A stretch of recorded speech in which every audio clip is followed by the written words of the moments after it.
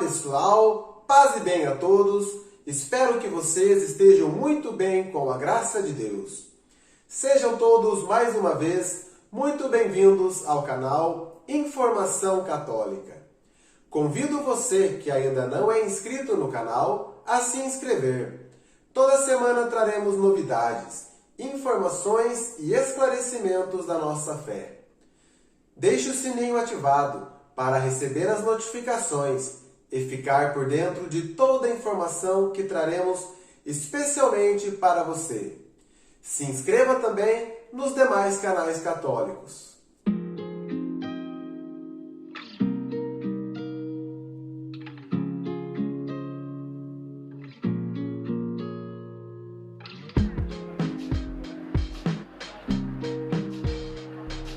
São todos excelentes canais que eu super recomendo para você.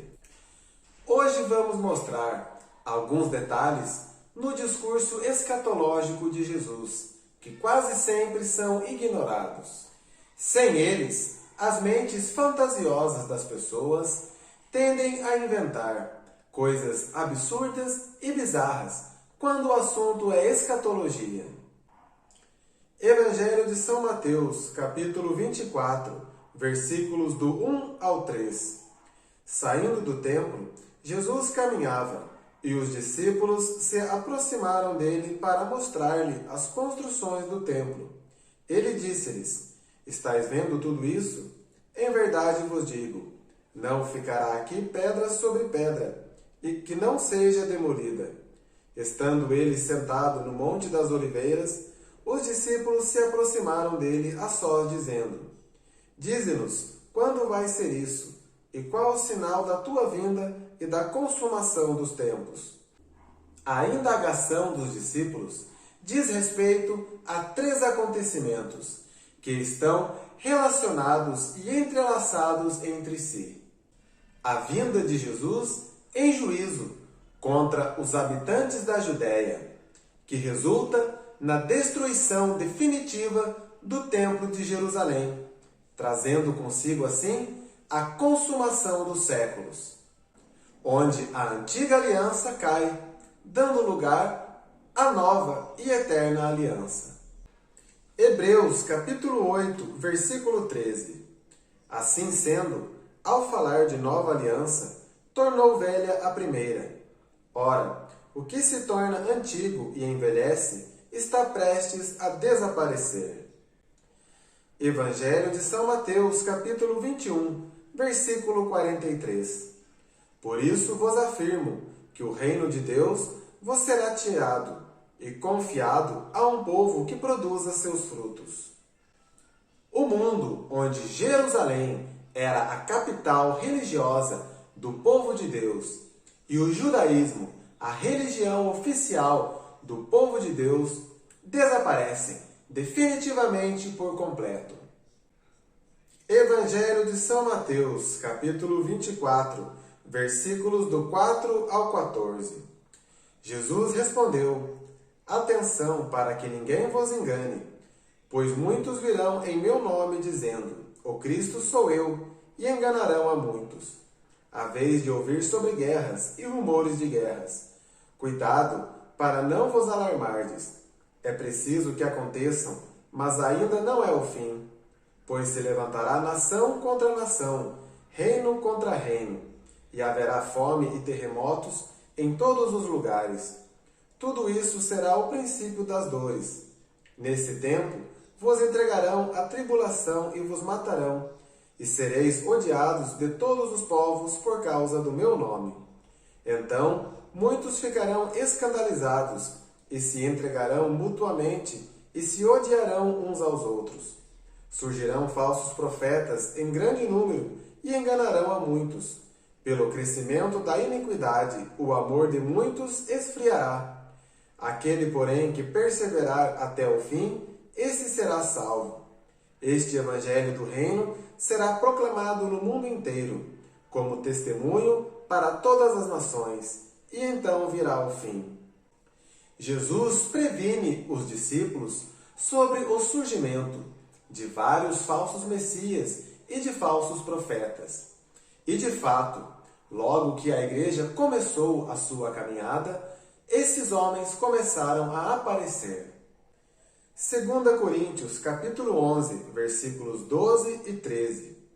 O que faço, continuarei a fazê-lo, a fim de tirar todo o protesto àqueles que procuram algum para se gloriarem dos mesmos títulos que nós. Esses tais são falsos apóstolos, operários enganadores, camuflados em apóstolos de Cristo. 2 Pedro, capítulo 2, versículo 1. Houve, contudo, também falsos profetas no seio do povo, como haverá entre vós falsos mestres, os quais trarão heresias perniciosas, negando o Senhor que os resgatou e trazendo sobre si repentina destruição. 1 João, capítulo 4, versículo 1.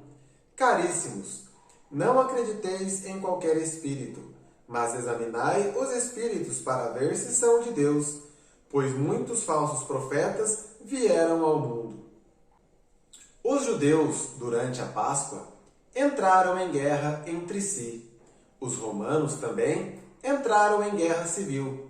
E, por fim, judeus e romanos se enfrentaram. Também houveram muitos terremotos naquela região e uma grande fome por toda a Judéia, em consequência dessas guerras. Atos dos Apóstolos, capítulo 11, versículos do 21 ao 27. Naqueles dias, alguns profetas desceram de Jerusalém a Antioquia. Apresentou-se um deles, chamado Ágabo, o qual começou a anunciar, por meio do Espírito, que estava para vir uma grande fome sobre toda a terra. E ela de fato veio no reinado de Cláudio. Decidiram então os discípulos, cada um segundo suas posses, enviar contribuições em ajuda aos irmãos que moravam na Judéia. Eles de fato o fizeram, enviando-as aos anciãos por intermédio de Barnabé e de Saulo. Outra informação importante é que Jesus diz que o Evangelho seria pregado no mundo todo, isto é, em todo o mundo conhecido, em todas as terras dominadas pelo Império Romano. São Paulo confirma o cumprimento dessa profecia em sua carta aos Colossenses. Colossenses capítulo 1, versículos do 21 ao 23.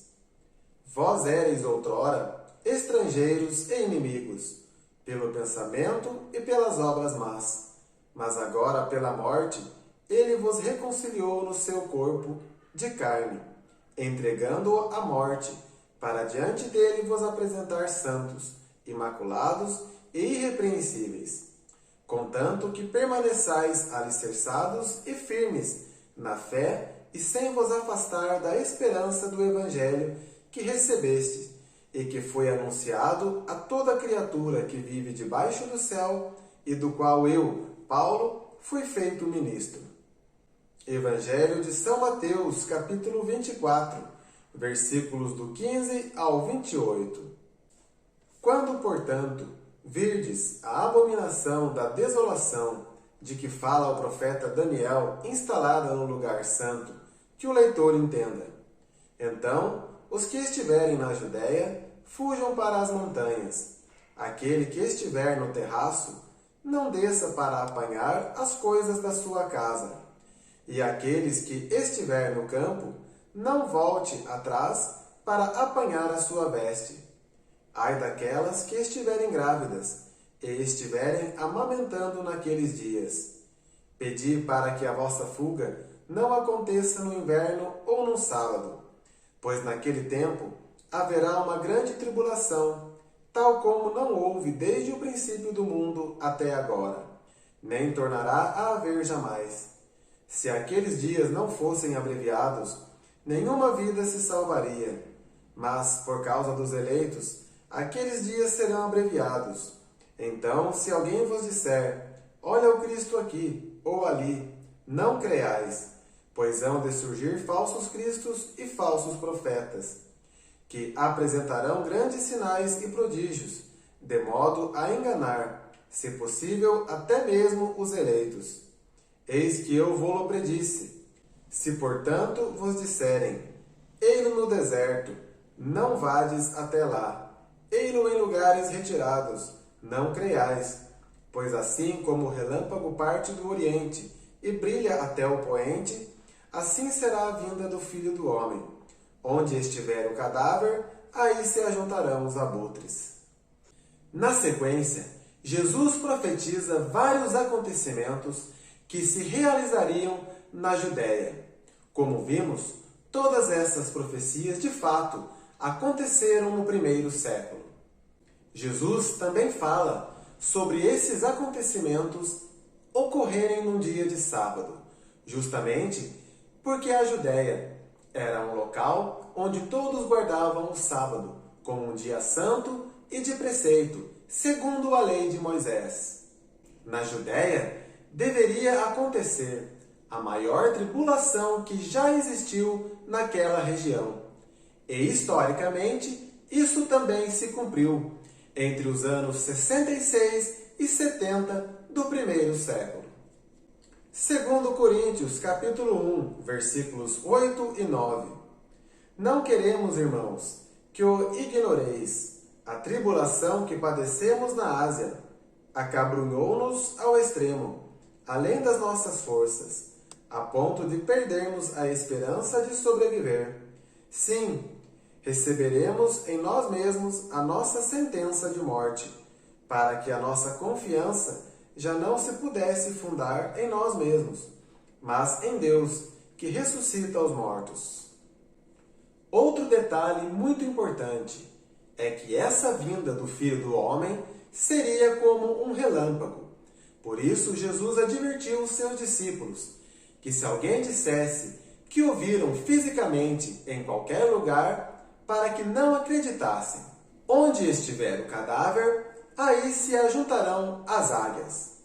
Embora, no texto que acabamos de ler, esteja traduzido como abutre, o termo grego aetos significa águia, que inclusive era o símbolo do Império Romano. Evangelho de São Mateus, capítulo 24, versículos do 32 ao 34. Aprendei da figueira esta parábola.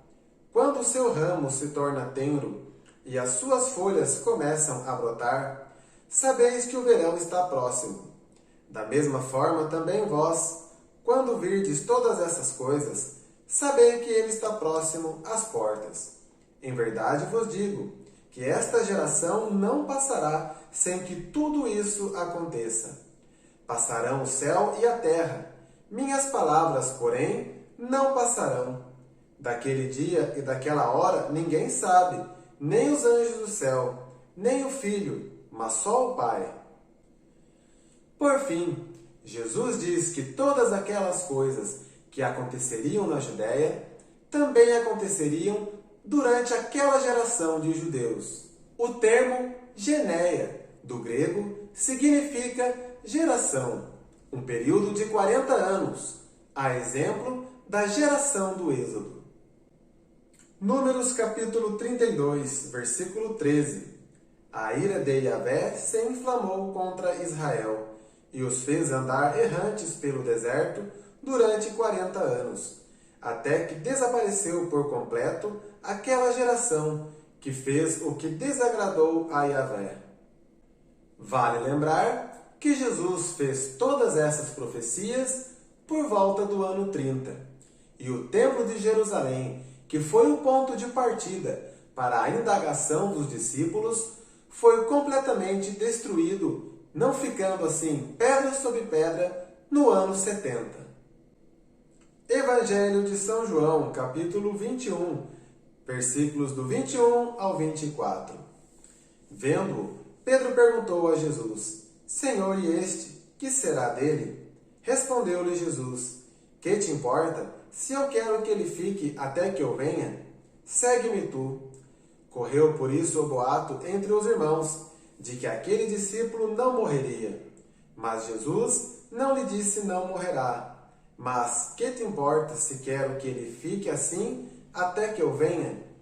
Este é o discípulo que dá testemunho de todas essas coisas e as escreveu, e sabemos que é digno de fé o seu testemunho.